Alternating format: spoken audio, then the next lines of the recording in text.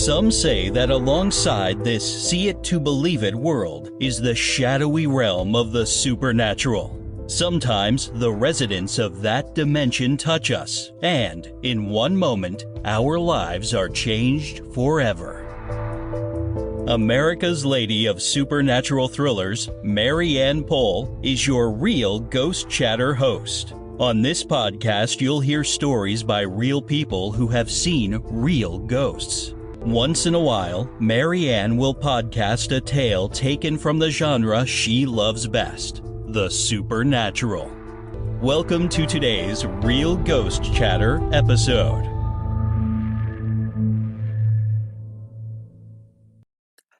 Have you heard about Anchor? If you haven't, I'm here to tell you it's the easiest way to make a podcast. Let me explain. It's free, and I mean free. I haven't paid a dime to produce or distribute my podcasts. There's a creation tool that allows you to record and edit your podcast right from your phone or computer. How easy is that? Podcast distribution can be a headache, but not with Anchor.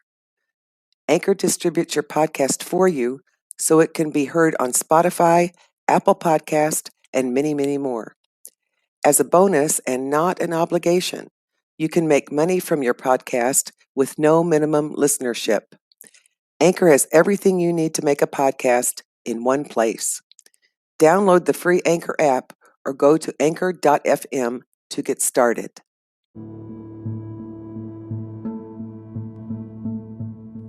Welcome to Real Ghost Chatter. I'm Mary Ann Pohl, America's Lady of Supernatural Thrillers, a charter member of Author Masterminds, and your host on Real Ghost Chatter.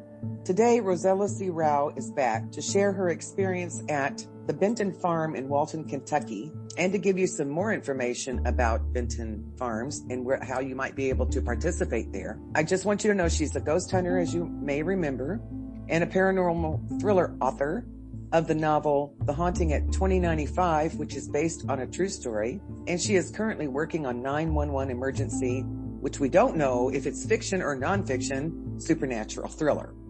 Rosella lives in Ohio, writes a well-known blog, My Haunted Travel Blog. I will ask her to give you that address on the computer. And I'm turning it over to you, Rosella, now. Hi. Hi. I'm glad you're back. Me too. Thank you so much for having me on. I always have a great time with you, of course. Thank you. I do with you too. Thank you so much. We've turned into such good friends. We have. This podcast. Yes, we have. Haven't seen each other ever. Yeah, we've never, no, yeah. We have to change that though too. We will. Someday I'm going to have to get down there and see you, or get up there actually. Because I'm in Texas. And see you and see Paul and see Harry. All of these are the Victorian house that I'm talking about. I had to take you to the house, yes. Yes, I want to go there. I do. Yay. And me, yes, we all know I do not seek out paranormal experiences. I However, know. I would make an exception in that case because you guys are such good people to be around. Well, and these are all positive spirits. I think it's different when it's like a negative, environment. Yeah, I don't seek that out at all. Yeah. No. Oh God, I walk into that and I walk right out. Uh-huh. Here's a number, how to get rid of it. I got 2 kids, bye. I've got 2 kids, bye. People are like, whoa, she's going quick. And I'm like, No way, honey. But you can call this person, they can help you. Yeah, it's like, I saw that, didn't want to, I'm gone. Bye. But yeah. I'm so glad. I really am so glad I don't have your abilities. You always are saying this to me every day. It's like, I do not need it. I have enough issues. And so they find you. Well, it's funny that they do find me, but at least it's not every day. Well, even like the other day, I was sitting with my friend Heather, and we were on her back porch, and I saw that the garage door of this man's house that's been sitting there very quietly for almost half a year had movement. The garage was open. All of a sudden, I just felt inside the house, and I knew he was gone, passed away, dead. Oh. And that his children were the people who were actually in the house. And I had to break it to Heather because she was going to be really upset. But she came out and I'm like, here's your wine and I'm going to tell you something bad. And she's like, oh my God, what? And I told her. And then so the next day, yesterday, she called me and she goes, you were right. I saw one of the kids and they told me. She's like, you always know these things. I'm like, yeah, I do. Yeah. And you accept it. That's what's so good. You just accept it. Yeah, I mean, it is what it is. I just figure He gave it to me for a reason to help people, and that's what I always use it always for trying to help and, ease people's pains and move on and have happy acceptance in life. So that's all you can do.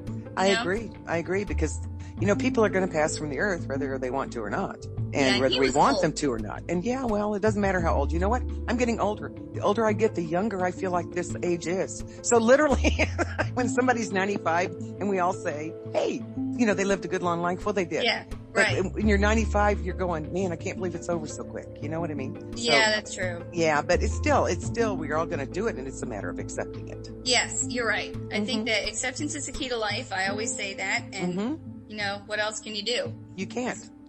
You're not, literally. Yes, I totally agree. I quit trying to control life as much as possible anyway. Yes, me too. But when we do, when I do try to control it, well, then my life gets out of control. There you go. So I just literally have learned to try to be patient and positive, like you're talking about. Right, and I just I have my little phrases of acceptance is the key to life and being happy, and just knowing that you don't have you have to give up that control to God and know that you don't really truly have any. Right. And just accept and be happy with what you have, because as we know, anything can be taken away really quick. Very quickly. As this year has really gone, people really have understood that. I think I always have, but people are finally really starting to understand and give a little grace to that. Mm-hmm. I really hope that more would be happening, but no. Yeah, I know. It's very difficult when, we've been in a really amazingly favored time, in the last 50 or 60 years. And so when bad things are happening, like the flus and the COVIDs, and a lot of people never had to get raised in some really bad times. Yeah. And so it's very difficult to accept that, oh my gosh, things have changed, and things have changed. But it's a matter of accepting where you are right now and being grateful for what I have right now. I know. I think that you just have to be very grateful for what you have and who surrounds you, and just, I'm a firm believer in ridding your life of toxic people. Mm-hmm. People would always tell me, oh, Megan, you're so sensitive, Well, I don't think so. I think I'm smart from experiences. I think you're sensitive because I think you're an empath too. I agree with you. I mean, I don't even have to be talking to somebody and be in the same room with them, and all of a sudden I'll feel like, oh my gosh, my energy's just been zapped. Yeah. And, there are just some people, not many, but some that are really like that. Yeah. Sometimes they're also just in pain and they need to be heard. Yeah, it does depend on the person. Because, if you have people who are you're in your life and they start taking advantage of you. I talk to a lot of mothers, and especially a certain client lately, she was telling me that, and I'm like, we need to keep reminding our children, our husbands, to tell us that they love us and stop taking advantage and stop taking us for granted. Because I think that just ends up happening. It's somehow a part of life. Getting somebody else in there to tell you these things, that you're not crazy, this is what you're experiencing, and remind that family member so they can be happy again and move on, and they stop that pattern. It's a cycle. Yeah, I think that people are really, really realizing cycles now and how dangerous they can be. Oh, they can be. We've had so much sadness and so much despair. And so now that we've gotten onto a very sad subject, I think we might want to move on here. And we'll go yet. Bring my audience down. Yeah, we're going to bring our people oh my God, we're going into this, mother talk. Which I'm very good at going into since I have two children. Since you have two. And being that mine is grown, I don't have that much mother talk anymore. Yeah, but you understand, Oh, I understand fully. I think even fathers do now too. But so we'll go back to, the farmhouse. Let's go to the farmhouse, and I know you have experiences there, and I'm really excited to hear about those. It's crazy. So I went to this crash show. So my friend Barry, I'm always talking about, here's the guy's number, he'll take care of it, I'm out. His number is the one I give out. So Barry, actually, he is a demonologist priest, and he gets rid of the bad spirits. Well, he told me about this farm a long time ago, and then he was going to come up and he was going to have us go to it because it's right over the border of Cincinnati into Kentucky. It's probably 5 minutes away. So not far at all from me, especially I'm 75 minutes away from Cincy. So I'm this is great. And I called this one woman up, and she's like, I have a craft show tomorrow. Her name is Mary, and she is the owner of the farm. She's the 5th generation. The farm goes back to actually pre-Civil War. I was like, okay, you're having a craft show. It's tomorrow. Oh my God. I moved to heaven and earth because I felt like I really should be there for some reason. And, you know, my love of helping people, doing my readings. So I set up shop, and this is the funny thing. I knew it was going to rain about 2 hours in. Everybody was like looking at me like I was crazy packing it up. And I got Mary over there. I called her on my cell phone, and I'm like, I gotta move this thing. Can I go inside somewhere? And she goes, yeah, you can go to the abandoned farmhouse. And I'm like, oh yeah, that sounds up my alley.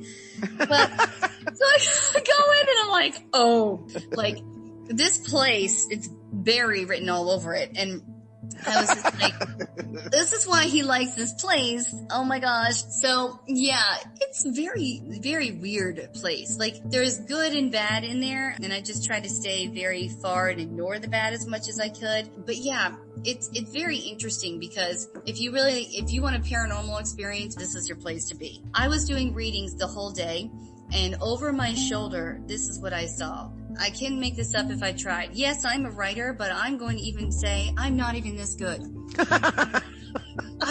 This girl was like pouring her heart out. Their father had just died on the operating table. It was terrible. And she was connecting, like, you know, trying to connect with like her angels and tell him, you know, how she felt, 'cause she didn't get a chance to say goodbye. So I had to have a straight face, of course, and I was trying to listen to her.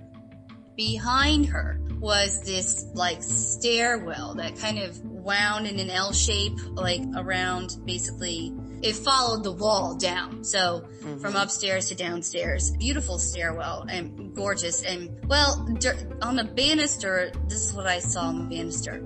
2 shadow figured arms, just arms, crawling like they're walking down the banister.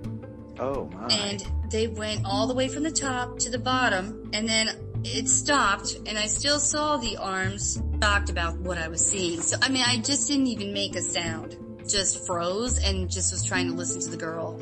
And I could not believe what I was really seeing, right? Big shadow-like arms. And they were walking down the banister like one, then the next. Like you were almost stepping, but with your arms. Down the banister. And then a head, after a few minutes, I mean, I'd say like probably 2 minutes max. A girl's, like a woman, I would say though, young girl, really. Like 21 to 24. A head popped up of a very pale, blue-eyed girl with really long hair. I mean, it looked like The Ring. I've never seen The Ring. Oh my. Lips. / Cosette from Les Mis, if you've ever seen Eponine and Cosette when they're kind of, you know, in their poor outfits and stuff, you know, rags. It was like, yeah, like very raggy. Her hair looked like she hadn't taken a shower for like months. It was in strings and black. Very weird. I mean, and the skin was like pale and blotchy. It was strange. And here I had to not act like I was even seeing it. And focus on this girl who I was doing, you know, getting paid to do a reading, right, too. And she's crying, and I'm trying to help her, and I see this thing behind her. But if I would have told her, I would have scared the heck out of her. Yeah. So I didn't want to say anything. Because, too, I didn't want anybody to see what I had seen. So I was like, okay, I'm not going to say anything, right? So then it went away. It just, all of a sudden, it just disappeared, like faded into the background, was gone.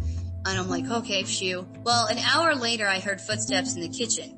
Around the corner, I couldn't see into the kitchen from where I was. And I got frustrated enough during another reading with another person that I got up, and Mary is the owner's name, and I was like, Mary, what are you doing in there? But it just sounded like somebody was pacing, and I'm like, why is she in there? Maybe she's waiting for me to be done, though, with the reading to come talk to me, and maybe she wants to say something, or she wants one. I didn't know. So I got up, and I walked around the corner. Mary wasn't there. Nobody was there.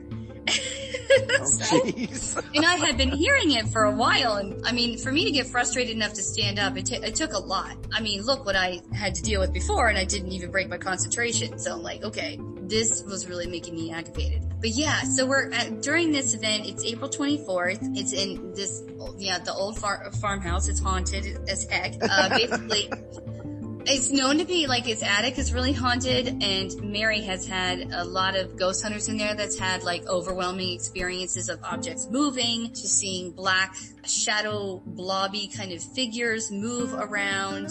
things appear out of thin air, like materialize that never were there. And then the basement is the same, basically, but a little bit worse in terms of shadow figures, looking like they're in robes almost. Kind of like midget, like small little, like, I mean, as big as, what would I say, size-wise, like as big as me. And she describes it, and she sent me pictures of what they've drawn, and it's incredible. So are these like little monk things? We don't really even know. And her father, before he died, which was just recently, said, thank God your mother never really knew what happened in that house and on that land. Really? She never would have lived there. Yeah, and we still don't know. You know, if I wanted to find out, you know, because of my mediumship, I could find out. And I bet you in time of being there a lot, because I'm going to be there all day, the 24th, I probably will. But Barry and my friend Melvin, they investigate together, and with me, they've been there, and they said that there's unmarked graves from pre-Civil War. We're talking before the Civil War was like kind of announced and called something. There was people slaughtered on the land from the war and buried like where they died. There's horse ghosts, if you can believe, like, I can believe that. Yeah. Very interesting, who run through the woods. I mean, the land is really, it's like 260 acres. It's so old. I mean, it's pre-Civil War, so there's so much on that land that no one knows. And the area is extremely known to be haunted other places around because of the Civil War. So it's very interesting. I even believe that the house is even used as a kind of a hospital and not reported. So during the Civil War, you mean? Yeah, so very interesting stuff. But we're going to be dining a 4-course meal in front of that stairwell that I was talking about on the first floor. 4-course meal with just candlelight, and see what happens. And I wouldn't eat.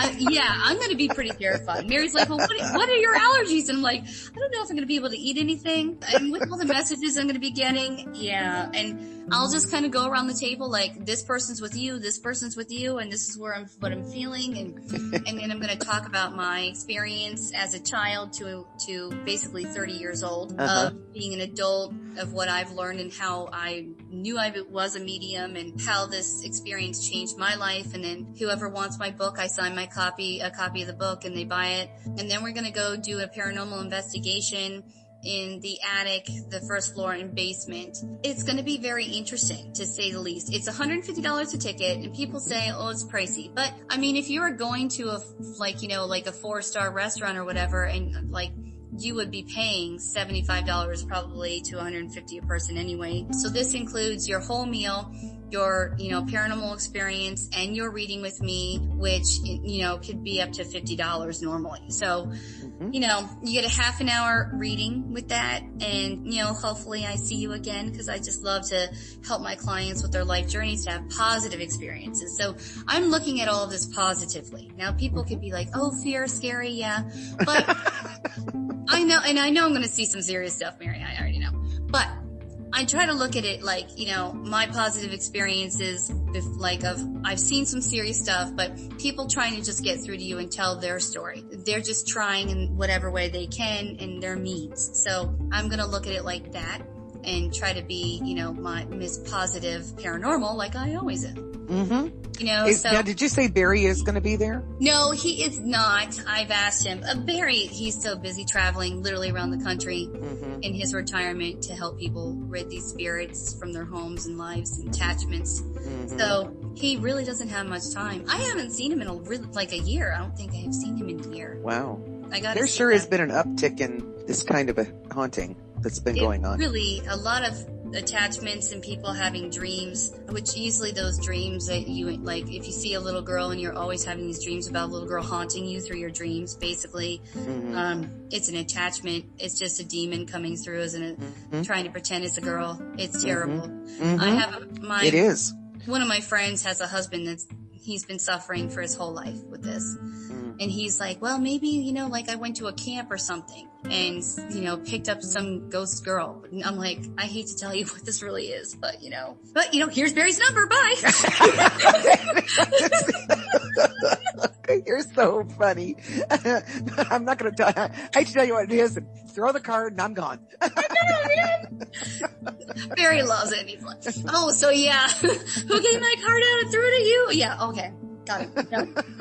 I'm just joking. Okay, so I know you are. But that's great. I'm a really funny. I try to be upbeat and funny all the time. So, well, you do good at it. Laughter, you know? I know, we have right? to laugh or we go crazy. And I think that would probably be really true at these times. So. Oh, yeah. Yeah. I think you would need to have a sense of humor or else it would be bad. It would be very, very bad. Give us the website address for the farmhouse.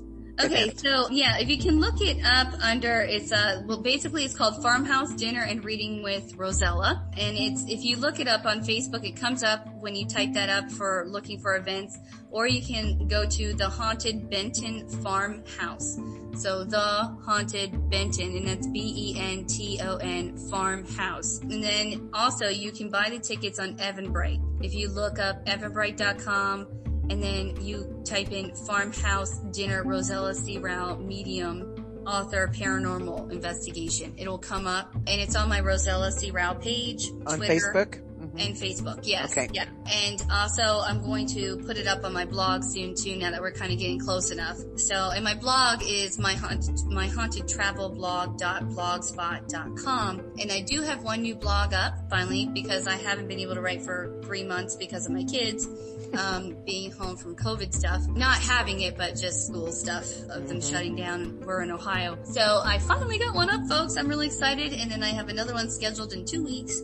So I'm back at it. And then my podcast is also, Hunting Good Radio Show. So that is going to be fun. And I have a bunch of things going on, and it's on there too.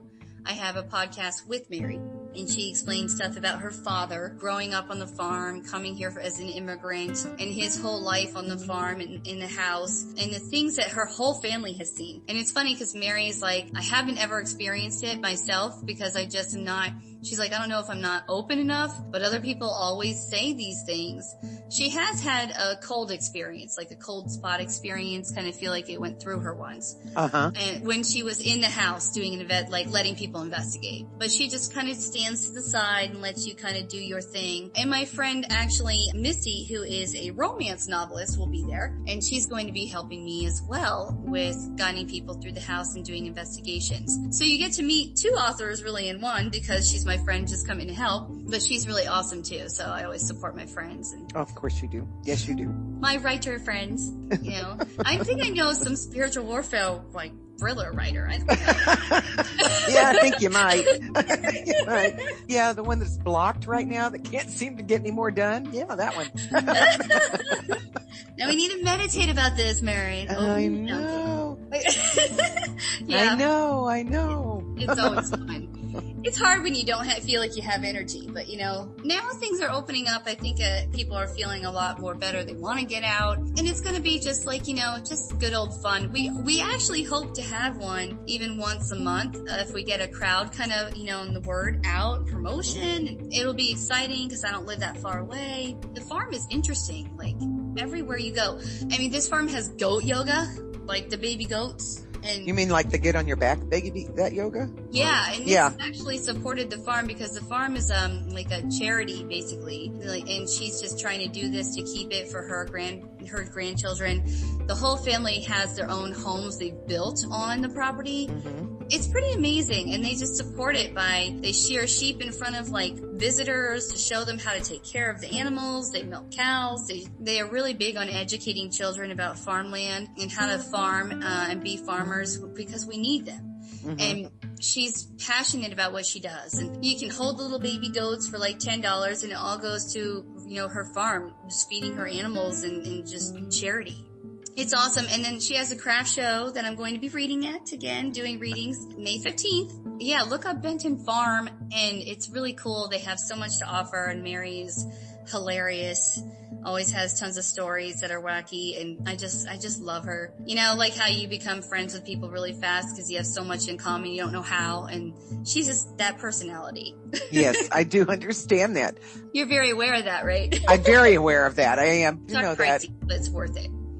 Yeah, it's people are getting quite a bit if they go do this? If you want to contact me under Rosella C. Rowe, message me about it and ask me something, go ahead.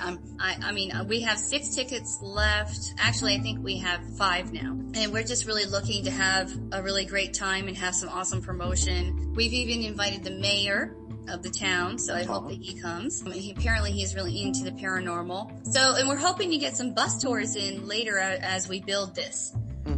Bring 50 people almost at a time, and you can tour the land and stuff when it gets warmer out. So we're inside now, and they'll take you a little bit around the house and the property and give you some great ghost stories too while you're kind of doing. So you'll either get your reading with me, be paranormal investigating upstairs, or have your ghost stories outside on the property. So you're never going to be bored at this event, and you might just get a very great experience like mine that you'll live to tell. So it's I still can't believe what I saw. I know that is so amazing to me. I can't believe you kept a straight face and did a reading at the same time. That was pretty impressive.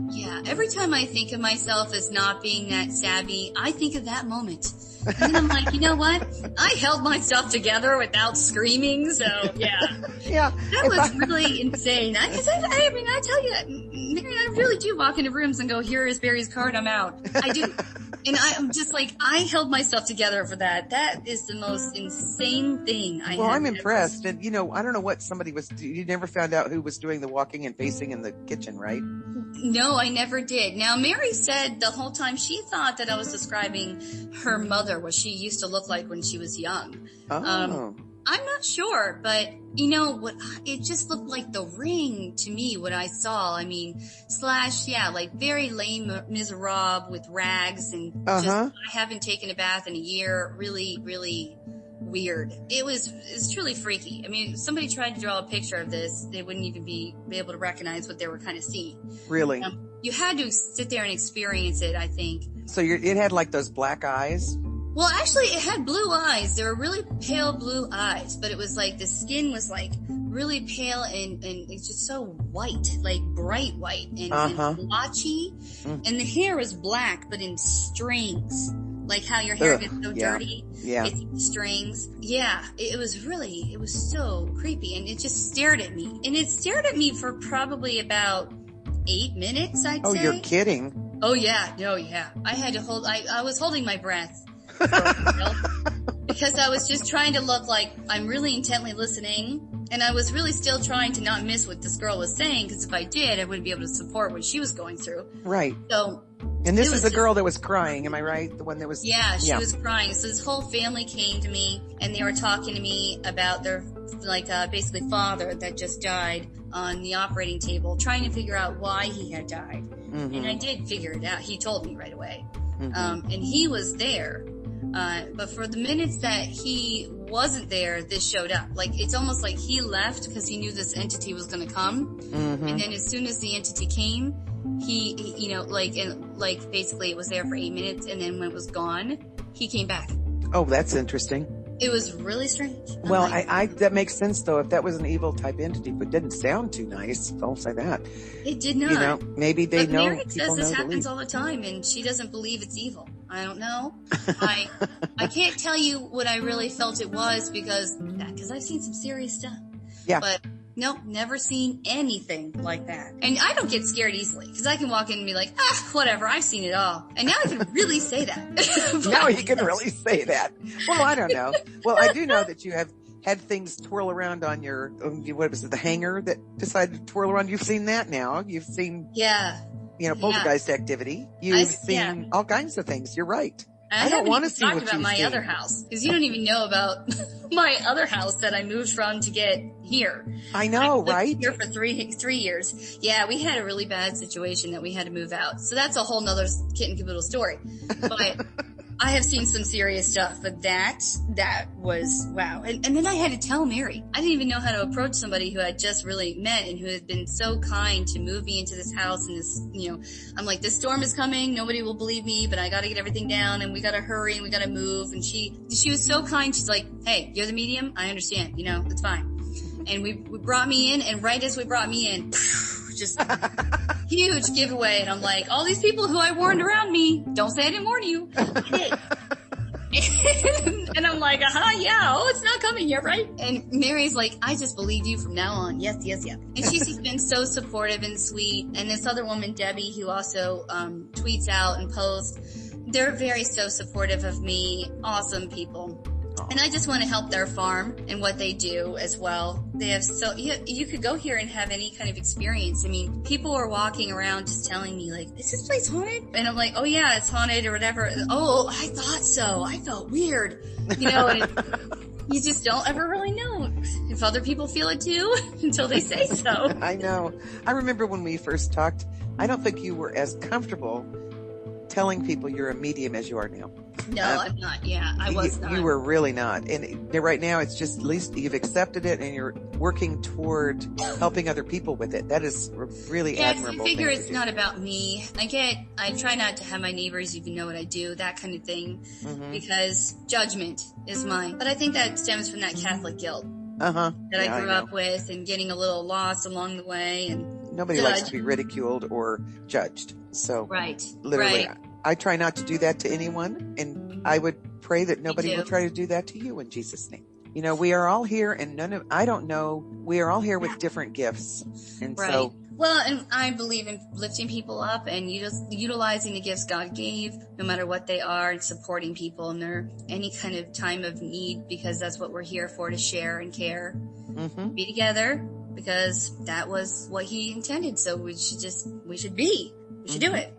I agree. Yeah. So I've had some ridicule, not very much as you would think, but growing up I really did from my family, friends not wanting to spend the night, stuff like that, Yeah, that's why I love going these places too. I just love to travel. And, who can say they've experienced what I just did? So, but maybe you can. If you come to the event, tell me if you see it, because I'm really highly interested if you do. Like, am I the only person who just saw that? I would really love to feel a little uncrazy at the moment, I don't think you're crazy. If you are, you really have a very detailed imagination. I know. It's like, that's why I said I'm a writer, but I tell you, I toot my horn, but it's just not that good. No, I could not have ever thought of that. Right. I Just agree. Crazy. I agree. But it was an experience that, would it say, I'd say it changed my life? No, because it didn't do anything like, religious for me, that kind of thing. But it was just, what was that? Did I just see that? That's crazy. But, whatever people are trying to communicate, I hope, in whatever way they can. And I guess that's the only thing that they could do, maybe. Like, it's pretty impressive. It was, yeah. Telling Mary was like, I'm gonna freak you out, but she was like totally accepting. She's like, we see so much stuff. There's nothing you can say to me that she won't be shocked. So the farmhouse is abandoned? Well, basically, yeah, nobody lives in it because the mother said no one is allowed to live here after I die. And so the father even didn't live there the last few years because this was her request, and she just wanted it kind of to be to herself. I think she's definitely there, along with whatever else is there. Now, people have reported Civil War soldiers being at the top of the stairs several times, or a man with a hat, and I can tell you, I think that is there. I think, we're talking pre-Civil War, which it was a hard life back then. It was, right. And, we had slavery and all these things. There's some pain there. And, I think they just want their story told. Stuff like that. They just want their story told. I understand. I agree. Well, this sounds really interesting. I can hardly wait to hear from you when you get back from that. Yeah, I think it's going to be so interesting. And we want to do a live podcast too. So everybody kind of stay tuned. And I'd love to be on your show again and talk about what we did experience, and just chat about it. Who knows what I'll see next. I can hardly wait. Crazy. You could write books from what you're seeing. I think so. I could rewrite Les Miserables, apparently. So, very interesting. So Andrew Lloyd Webber did a good job. I really appreciate this today. And I hate to say it's time to close, but it is. Well, it's okay. I got to get my kids school, so yeah, perfect timing. But I love talking with you. It's always awesome. I do too. So much. Thank you. Yeah, and if you're interested, again, it's Benton Farms. So look up the farm. If you enjoyed this podcast, I encourage you to share it with others you think would also be interested. If you'd like to know more about me, go to maryanpoll.com and or authormasterminds.com/MARY-ANN-POLL. Until next time, may the wind always be at your back, the sun on your face, and the good Lord walk beside you.